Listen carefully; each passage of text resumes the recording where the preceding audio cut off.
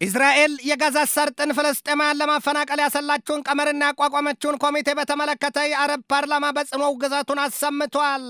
በሌላም ዜና ደግሞ በጋዛ ሰርጥ ፍልስጤማውያን የጸረ ሐማስ ተቃውሞ ሰልፍ መውጣታቸው ተነግሯል። ይህንኑ ርዕሰ ጉዳይ ለዓለም አቀፉ ትንታኔ ዘገባችንን መርጠን ተመልክተነዋል። ከትንታኔ ዘገባው ጋር ትዕግስቱ በቀለ ነኝ።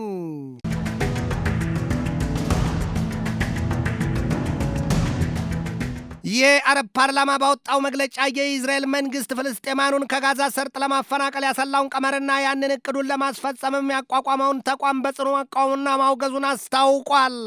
የአረብ ፓርላማ በፕሬዚደንቱ መሐመድ ቢን አህመድ አልያማሂ በኩል በሰጠው ማብራሪያ ፍልስጤማኑን ከገዛ ምድራቸው ለማፈናቀል ማለም አንድም ቅዠት ሌላም እብደት ነው ብሎታል። በእስራኤልና በሐማስ መካከል እየተካሄደ ባለው ከ15 ወራት በላይ በዘለቀ ጦርነት በጋዛ ሰርጥ የሟቾቹ ፍልስጤማውያን ቁጥር ከ50 ሺህ በላይ መድረሱና በጽኑ የቆሰሉትም ቢሆን ከ113 ሺህ በላይ መሆኑ ሲገለጥ የገቡበት ያልታወቁ ምናልባትም ሳይሞቱ አልቀረም ወደሚል ሚዛን ያጋደለ ግምት የተሰጠባቸው ደግሞ ከ11 ሺህ በላይ ፍልስጤማውያን ዛሬም ሰቆቃቸው መክፋቱ ይነገራል።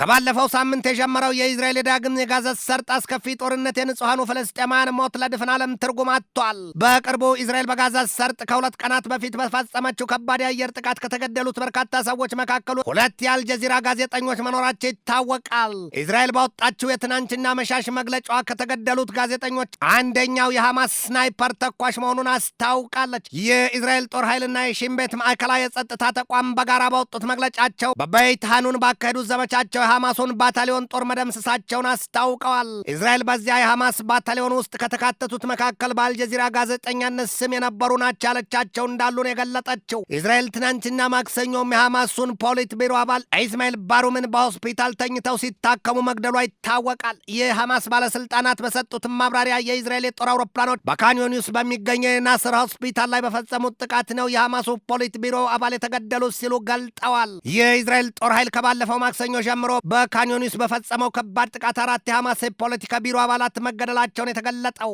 የእስራኤል የደህንነት ኃይሎችን በሰጡት መግለጫ የናስር ሆስፒታል የጦር መሳሪያ ጥይትና የሐማስ ከፍተኛ ባለስልጣናት የመሸጉበት ስፍራ መሆኑን ይናገራሉ። የእስራኤል የጸጥታ ባለስልጣናት እንደሚሉት በጋዛ ሰርጥ በአንድ ሳምንት ብቻ ከ150 በላይ የሐማስን ታጣቂዎች ማስወገዳቸውን ያሳያሉ። ምንም እንኳን ከሐማስ ወገን ማረጋገጫ ባይሰጥም እንደ እስራኤል ባለስልጣናት ጥልቅ ማብራሪያ ታዲያ የእስራኤል የጦር አውሮፕላኖች ከትናንት በስቲያ በሕክምና ላይ ነበሩ የተባሉትን ኢስማኤል ባሩምን መግደላቸው ትልቅ ስኬት ሆኖ ተመዝግቧል። ባርሁም በሐማስ የስልጣን እርከን ጠቅላይ ሚኒስትር እንደነበሩና በእርሳቸው እግር የተተኩትም ቢሆኑ መገደላቸውን እስራኤል አስታውቃለች። የእስራኤል ጦር ኃይል ከጋዛ ሰርጥ ውጭም በሊባኖስና በሶሪያ ጥቃቱን ማስፋፋቱ ይነገራል። በጋዛ ሰርጥ ተባብሶ የቀጠለውን ዘግናኝ ጦርነት ለማብቃት የቀጠናው በርካታ መንግስታት ቢረባረቡም እስካሁን ግን ጠብ ያለና እዚህ ግባ የሚባል ውጤት ማምጣት አልቻሉም ነው የሚባለው። አሜሪካን ብትሆን አንዴ ወደ ማደራደሩ፣ ሌላ ጊዜ ደግሞ በወታደራዊ ድጋፏ እስራኤልን ስታጎርሳት ትገኛለች ችሏታል። ይሄ ደግሞ የዘመድ ቄስ አንዴ ሲፈታ አንዴ ሲያለቅስ ሲሉትን መሆኑ ነው። እስራኤል በዚህ ወቅት በእሳት ቀለበት መከበቧን ጠልቀው የሚያሳዩባት ብዙዎች ናቸው። ከሊባኖስ ሂዝቦላ፣ ከየመን ሀውቲዎች፣ ከጋዛ ሰርጥ ሐማስ፣ ኢስላሚክ ጂሃድ፣ ያልቃሳም ብሪጌድና ያላክሳ የሰማዕታት ብሪጌድ የእሳት ላይ ፈንዲሽ አድርገዋታል ነው የሚባለው። በጋዛ ሰርጥ የምግብ ቢሉ የውሃ የመድኃኒትና የጋዛ አቅርቦቱ መቋረጡን ተከትሎ የሰርጡ ሰቆቃ ሊነገር ከሚችለው በላይ መሆኑን የሚያሳዩ ትልቆ መሳፍርት የላቸውም። ያንን ተከትሎም በጋዛ ሰርጥ በብዙ ሺህ የሚቆጠሩ ፍልስጤማን ሐማስን ተቃውሞ አደባባይ መውጣታቸው ተገልጧል። የዚያ መሰሉ የፍልስጤማን ተቃውሞ መኖር ቢታወቅም ግን ፍልስጤማኑ ከሁለት አስከፊ ሞት በገዛ ልጆቻችን ላይ ተቃውሟችንን ብንገልጥ ይሻላል ባሉት መንገድ ሐማስን ተቃውሞ አደባባይ ወጥተዋል የተባለው ፍልስጤማውያኑ በተቃውሟቸው ሐማስ በጋዛ ሰርጥ የተለኮሰው የጦርነት ሰደድ እሳት እንዲያበቃ እያደርግ ዘንድ ጠይቀዋል ምን የተባለው ፍልስጤማውያኑ ግልብጥ ብለው አደባባይ በወጡበት ቤት ለህያ የተቃውሞ ሰልፋቸው ካነገቧቸው መፈክሮቻቸው ተጠቃሾቹ አውት ሐማስ አውት፣ ዊ ሪፊውዝ ቱ ቢ ዘ ዋንስ ሁ ዳይ ስቶፕ ዘ ዎር የሚል ይገኝበታል የተባለው ፍልስጤማውያኑ ባሰሙት ጥሪያቸው መላው ዓለም ይስማን፣ በሐማስ መመራትና መተዳደር አንፈልግም ነው ያሉት። የጋዛ ሰርጥ ምድር ከ2.1 ሚሊዮን በላይ ፍልስጤማውያን የሚኖሩበት ሲሆን የሰርጡን ክፍል ሐማስ ማስተዳደር የጀመረው ደግሞ ከአውሮፓውያኑ 2007 ጀምሮ ነው። ይህ በእንዲህ እንዳለ እስራኤል በጋዛ ሰርጥና በዌስት ባንክ ጦርነቱን አጠናክራ ለመቀጠል የሚያስችላትን አዲስ የወታደራዊ በጀት ማግኘቷ ተሰምቷል።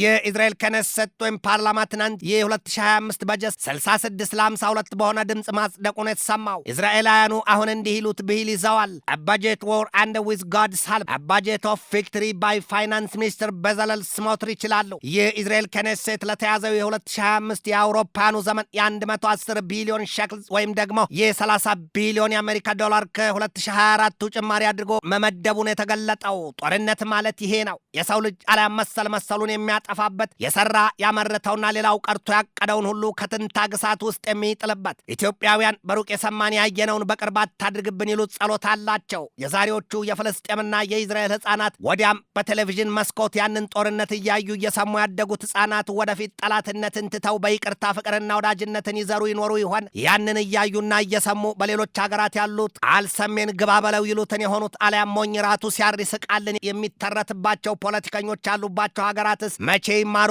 መቼ ያድጉ ይሆን? ጥያቄ ብቻ ነው። ከጋዛ ሰርጥ ጦርነትና አስከፊ የደም መፋሰስ ያልተማረ ሰው በሰሌዳና በወረቀትስ ሲረዳ ይገባው ይሆን? ጦርነትና የጦርነት ወሬ ከምድሪቱ ተወግዶ በዓለም ሰላም የሚሰበክ የሚኖረው መቼ፣ የት፣ በየትኛው ትውልድና ዘመን? ትንቢትና ግምት አልባ ጥያቄ ነው። ትንታኔ ዘገባውን ስናዘጋጅ በዋቢነት ታይምስ ኦፍ ኢዝራኤልን፣ አውትሉክን፣ ኒውስ 18፣ ዩናይትድ ኒውስን፣ ዩፒአይን፣ ሂንዱስታን ታይምስ እና ዘ ዋሽንግተን ታይምስን ተጠቅመናል።